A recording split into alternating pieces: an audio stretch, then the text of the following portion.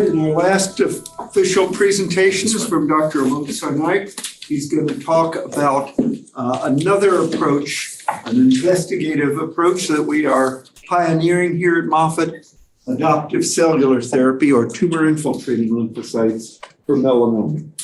Thank you for the introduction. I know that other speakers have covered all of these wonderful agents we have for treating melanoma. And this slide really represents the timeline, sort of answering the question about what came first in terms of melanoma treatment. And in 1975, really what we had available for advanced melanoma, not curable with surgery due to spread, was chemotherapy, dacarbazine, or DTIC. And there was a long period of a few decades before we got approval of interleukin-2, which I'll be talking about. It's a cytokine or a nutrient that boosts the immune system, kind of similar to interferon. Interferon was approved for stage 3 melanoma. These drugs are all for mainly stage 4 melanoma, at least for the regulatory approval timeline. And then there still was a period of a little bit more than a decade. Then we got a series of rapid approvals of all of these different agents. And like I said, they've been discussed by the other speakers. But the one thing I do want to add with regards to these agents is they all share a common feature in that they boost immune function. Even the targeted inhibitor therapies, while they are thought to directly inhibit tumor growth by the drug interacting with the tumor, even targeted inhibitor therapy interacts with the patient's immune system and boosts an immune response.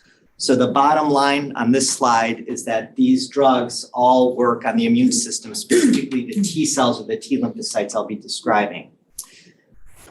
Moffitt did lead an international multi-center trial that will hopefully add T cells or TIL, tumor-infiltrating lymphocytes, to this list of approved drugs. And that's going to be the focus of my talk.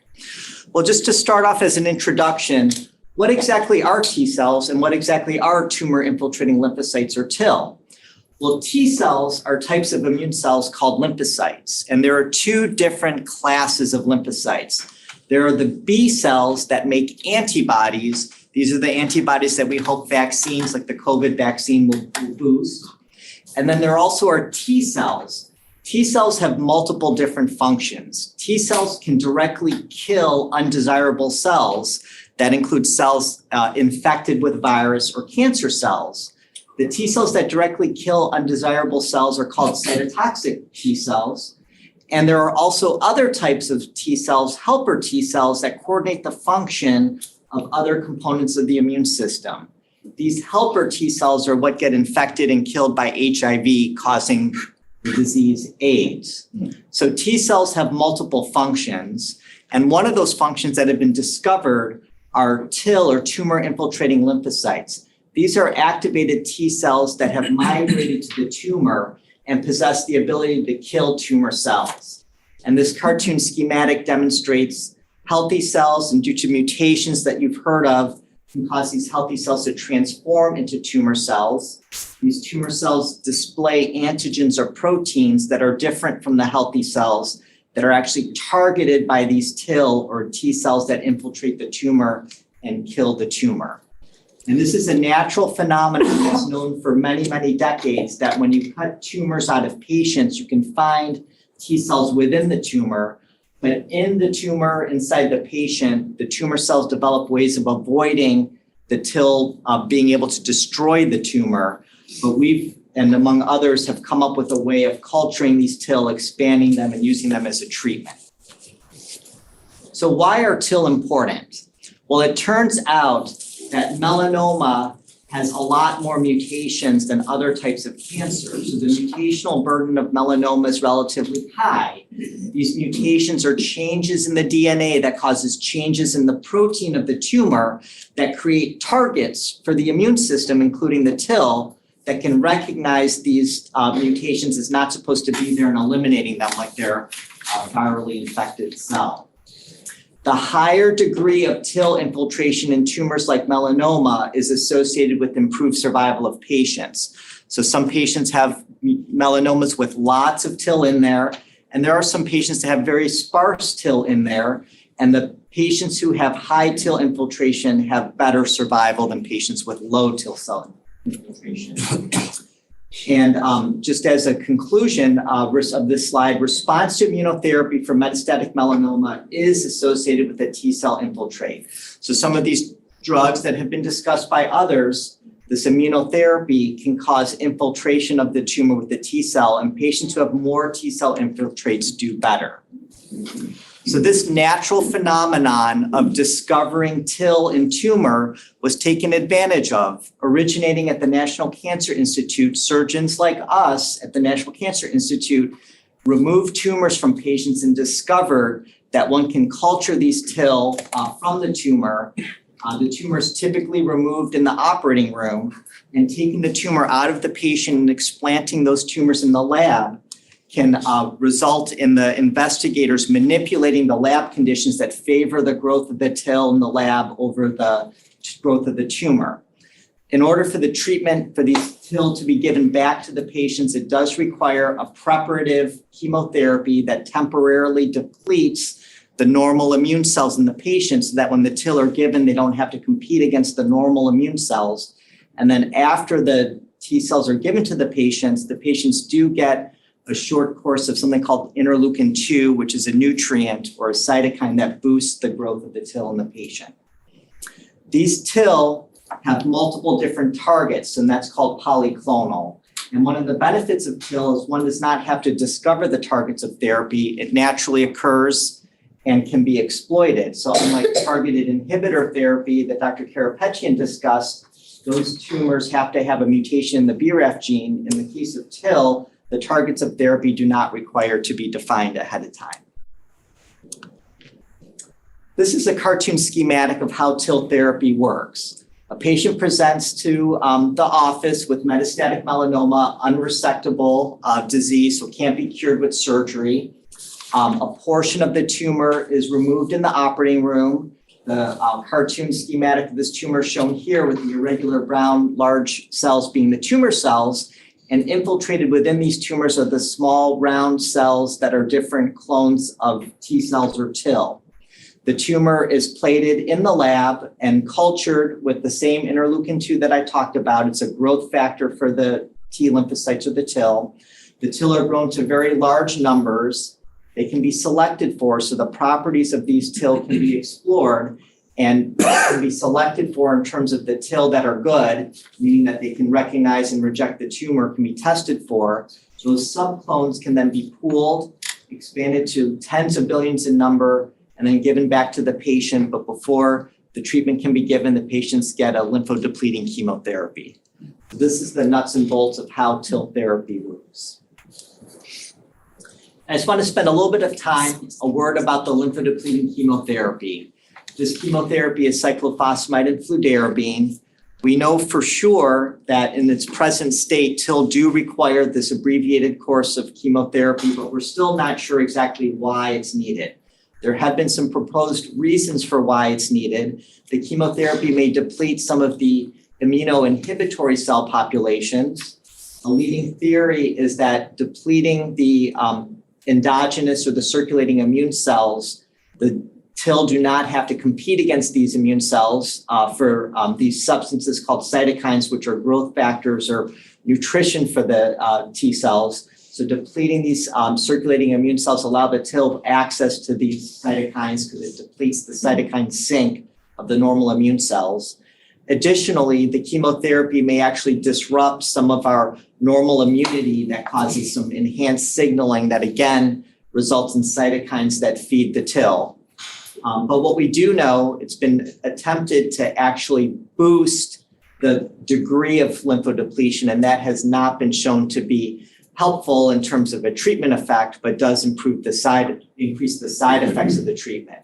So we stick with the cyclophosphamide and fludarabine without any other additional lymphodepletion.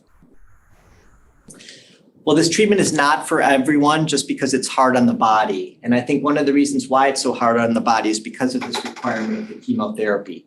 So we typically do not treat patients above the age of 75 unless a patient has exceptional clinical status, performance status.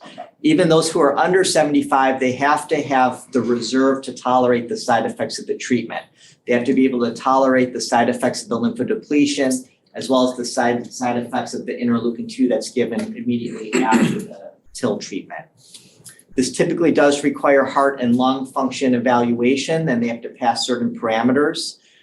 Because of the lymphodepletion that drops the platelet count can cause bleeding in the brain if the patient has active brain metastasis, so they have to have treatment with radiation of any brain metastasis before the lymphodepletion.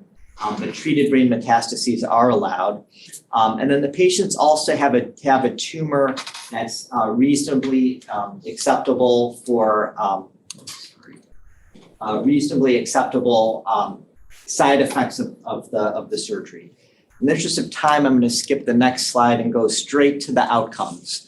Well, the originators of this treatment were at the National Cancer Institute in Bethesda, Maryland, and they published their data in 2011. And this is a Kaplan-Meier curve. It's a survival curve you've seen from the other presenters, where the y-axis is overall survival, how well the patients did, and the x-axis represents time. So at time point 0, 100% of the patients are alive. Over time, patients do develop disease progression. However, after about 3 years, you can see a bit of an inflection point where the curve starts plateauing or flattening out, meaning that if patients make it beyond a certain period of time, they can go on to live almost 8 years or beyond in this particular data set. The curve plateaus is about 25%. And in this particular study of patients, there were 93 patients at a median follow-up of 62 months. But I think the take-home message is that over time, once you get beyond a certain point, there's a nice plateauing of the curve at around 25 to 30%. And this is something that you see commonly with immunotherapy, that patients who make it beyond a certain period of time tend to have an immune response that lasts for a really, really, really long time.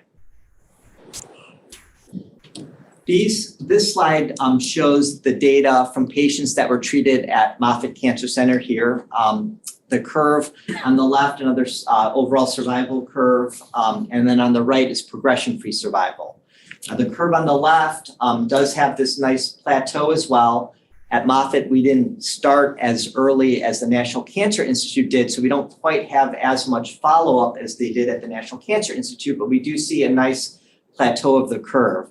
Now, these patients in the overall survival curve, some of them were treated with other treatment besides TIL after progression. So the curve on the right really shows you exactly what goes on in terms of patients who did not have the disease getting worse over time. And the patients get a one-time treatment with TIL and then nothing else.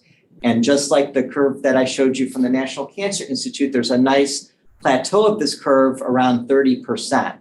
So again, the take-home message here is that the patients getting treated with this immunotherapy tend to live a really, really, really long time after they make it beyond a certain point, because the immunotherapy lasts for a long time.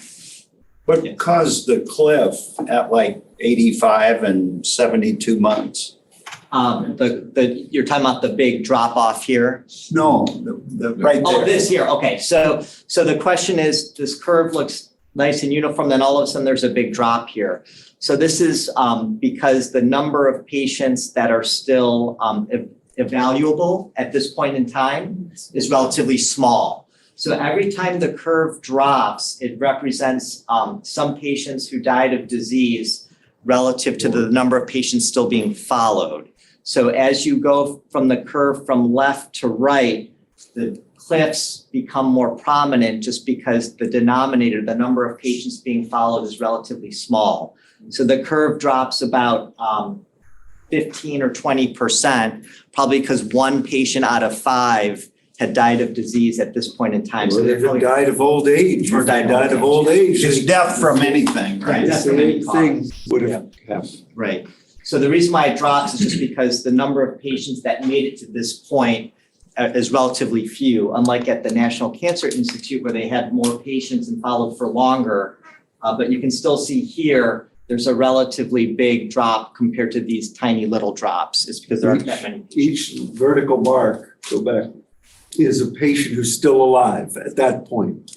And that's the last we know. So I actually see there's 1, 2, 3, 4 on that last part of it. So 1 out of 5 dropped out. That's a 20% drop. Makes sense? Yes, thank you. Good question.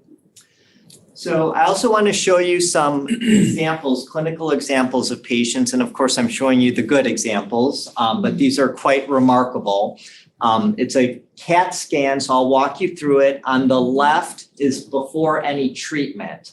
This patient has a relatively large tumor in a place that's very difficult to get to surgically and also very challenging to treat with other measures like, for example, radiation, because the tumor is adjacent to the liver and the pancreas and the stomach. And in fact, we actually operated on this patient because the tumor had actually eroded through the stomach. So we actually did try to remove this tumor and found that it was actually invading into the body of the pancreas, so we couldn't get all of it out. The patient presented with a GI bleed. The tumor eroded into the stomach, causing bleeding that ended up bleeding through the stools. And we removed as much as we could, and we solved the problem of the bleeding, but the tumor actually grew back to the extent that it was almost like we didn't do surgery on them at all. The patient did have another tumor that was more easily removable from the side. So we took that tumor out, grew the TIL, treated the patient, and then 5 years later, there was a complete radiographic response. And this patient is now 12 or 13 years out without any signs of a recurrence. So this is an example of a patient with a bleeding tumor that we tried to get out surgically, couldn't do it, but then treated with TIL, and that solved the problem. This next is a photograph of a patient who had a very painful tumor adjacent to the elbow at baseline. We harvested a different tumor from somewhere else, and the patient was treated with TIL. They're still in their hospital gown recovering from the cell therapy 8 days later, and the tumor got a little bit hot and then quickly melted away. So this is an example of a rapid response to TIL therapy. And I wish all patients had this kind of rapid response, and they don't. Sorry, but so hopefully you guys keep your breakfast down, but this is the last photograph of a patient with a very large tumor on the bottom of the foot. This patient had so much pain, they couldn't walk, they were in the wheelchair, and it's one of the relatively rare cases where a patient actually asked us to perform an amputation because the tumor hurt so much and interfered with their activities of daily living. They thought they wanted the amputation to get rid of the tumor. But instead, what we did is we harvested a tumor from the groin, treated the patient with TIL, and 3 months later, there was a significant shrinkage. And then 3 years later, although we did remove like a small piece of tumor that was just stuck behind, but 3 years later, the tumor is completely gone. So this is an example of a clinical response of a large, bulky tumor to TIL therapy. And this is the patient that was actually featured on an NBC Nightly News, although they did not show that photograph for obvious reasons. So I want to talk a little bit about side effects. Dr. Karapentia had mentioned side effects of immunotherapy with nivolumab and the like. These are the side effects of TIL therapy that we've seen at Moffitt. And I separate them into two different categories. There's the acute toxicities, which I believe are related to the chemotherapy, the TIL, and or the IL-2. And because they're given one after the other, it's hard to tell what's causing what or whether it's due to all of the above. If the patients do develop relatively high fevers, they can get up to like 104 degrees Fahrenheit. These fevers are accompanied with relatively severe flu-like symptoms, shaking, chills, feeling run down. This is probably related to the TIL making these cytokines or these substances that boost the immune system. And we're also giving them extra IL-2, interleukin-2 can also cause these symptoms. The patients do develop pronounced shaking, chills, or rigors. I did treat one patient who was a weightlifter, and he would shake the bed so hard you could hear the banging. I thought that someone was angry patient pounding on the door, but it turned out to be the shaking rigors of the bed hitting the wall. Patients do get low blood pressure, low oxygen levels. They can get organ system dysfunction like kidney and liver failure. But fortunately, These symptoms resolve pretty quickly inside of a week and usually require common sense supportive measures. Patients get better on their own when the effects of the chemotherapy wear off and the immune system from the bone marrow recovers. And there are relatively few new treatment-related adverse events after the 3-month time period after treatment, mainly because if the treatment works, the patients do not require any other treatment. It's not like you're giving multiple cycles of drugs. However, there are some chronic or long-term side effects, which I believe are mainly related to the chemotherapy. So if there's a way to get rid of the chemotherapy, that will do a lot of good. But rarely patients can get side effects probably from the TIL. The TIL are supposed to reject the cancer, but some of the normal cells of the body share these same targets that the tumor has. So I call it an on-target off-tumor effect. The TIL may attack a normal cell of the body that shares a protein similar to the tumor. On the top of the red line, these are the side effects from the chemotherapy: fatigue, neuropathy. The chemotherapy can infect the bone marrow, causing a problem with bone marrow function. The on-target off-tumor effects, these are the TIL probably attacking cells of the normal body. The inner ear has these hair cells that can get damaged by the TIL. One patient did require hearing aid and had a bit of a disequilibrium because the inner ear affects balance. Commonly, patients get loss of skin pigmentation called vitiligo. This is probably the melanocytes of the skin that cause skin color can get eliminated or reduced by the TIL and cause patches of white or vitiligo. And then we heard about uveitis from targeted inhibitor therapy. You can also get uveitis or inflammation of the inner eye from the TIL. I want to talk about a couple of other clinical trials that are important. Again, this is a Kaplan-Meier curve of progression-free survival over time. And again, you can see a very nice flattening of the curve. Again, 20, 30% long-term survival. This was a randomized trial that compared the blue line was TIL and the red line was ipilimumab, which trial was conducted in Europe, where ipilimumab is occasionally used as the first or second line of treatment. The TIL arm was significantly better. Like Dr. Karapetian said, the higher the curve, the better. And I want to reiterate that there's a nice plateau of the curve. And even though these are all different trials, it all results in the same type of, after a couple of years, there's a nice flattening of the curve. And then, well, let's skip over this. The next clinical trial I want to talk about is using TIL to salvage patients after progression on nivolumab or pembrolizumab. So the efficacy of TIL in PD-1 treatment refractory cases. This was a multi-center trial that Moffitt was the lead center in. And this trial is actually under consideration for FDA approval. The important point to be made here is that, just like Dr. Karapetian said, if you give one line of a type of immunotherapy and then try to do a second line, the responses are a lot worse, probably because you're using a similar class of drug. And if it didn't work the first time, it's not likely to work as well the second time. So every time there's a treatment, line of treatment, patients tend to do worse. However, with TIL, while it is a form of immunotherapy, it probably has a slightly different way of working, a different mechanism of action. And just like how I showed you about the curve plateauing at around 25 or 30%, this trial looked at response rate in the patients who did not have effectiveness with the nivolumab or the pembrolizumab, and we found a 36% response rate in this trial. And some of these responses were long-lasting, is that median or the average duration of response was not reached at a follow-up of more than a year and a half. And then this is the survival curve of this trial. It was a single-arm trial, so there wasn't a comparator arm.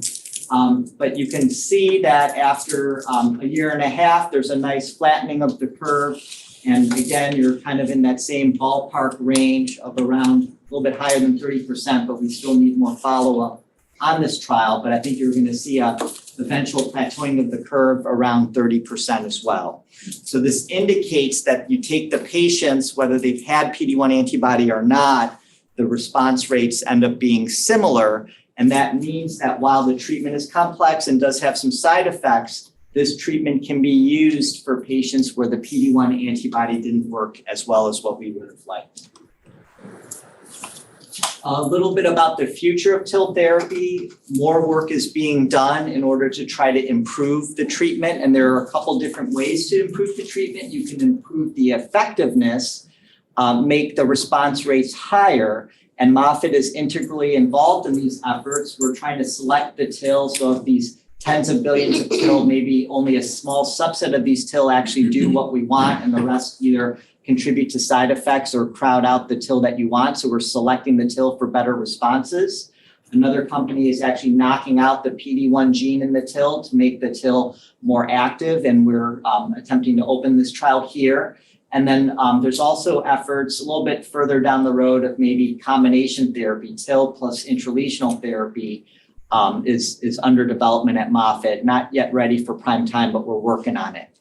We can also enhance patient access to the treatment. So it takes about 6 to 8 weeks to grow the TIL in some cases, but there might be ways of accelerating the growth of the TIL, and that process actually has been patented by Moffitt and being explored for clinical use. We can recover TIL from core needle biopsies instead of a surgical excision so that more patients can get the treatment without having a really big surgery, and that process is also being patented by Moffitt. And then there are other places that are looking to select and expand these T cells. Instead of going for TIL, you can maybe extract them from the peripheral blood. And then there are probably future efforts to reduce side effects, perhaps by eliminating chemotherapy, which is one of my pet desires, or eliminating IL-2 proposed by others. So just to wrap things up, TIL cellular therapy is relatively complex, but it is feasible as reported by single institutions like Moffitt and National Cancer Institute, and in a multi-center trial that Moffitt was the lead center on with centralized manufacturing. TIL therapy for metastatic melanoma has extended progression-free survival compared to conventional immunotherapy, ipilimumab. That was that study done in Europe. TIL therapy is effective in salvaging patients with metastatic melanoma refractory to multiple lines of prior PD-1 antibody or immune checkpoint blockade.